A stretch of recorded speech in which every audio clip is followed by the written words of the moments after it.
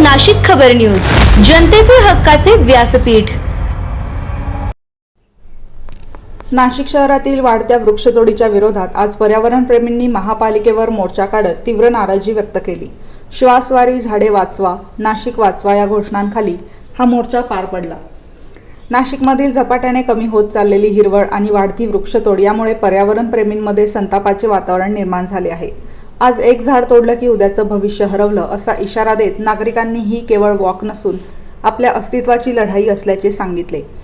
मोर्चा दरम्यान झाडे वाचवा, नाशिक वाचवा अशा घोषणा देत नागरिकांनी आपला आवाज बुलंद केला। या उपक्रमात अनेक युवक, महिला आणि सामाजिक कार्यकर्ते सहभागी झाले होते।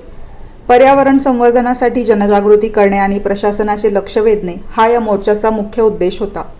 महापौर आणि उपमहापौर भेटीसाठी उपलब्ध नसल्याने संतप्त वृक्षप्रेमींनी अखेर उपमहापौरांच्या स्वीय सहाय्यकांकडे आपल्या मागण्यांचे निवेदन सोपवले। पर्यावरणप्रेमींनी प्रशासनाला स्पष्ट इशारा देत शहरातील वृक्षतोड तात्काळ थांबवावी आणि हिरवळ जपण्यासाठी ठोस धोरण राबवावे अशी मागणी केली। अन्यथा आंदोलन अधिक तीव्र करण्याचा इशाराही यावेळी देण्यात आला।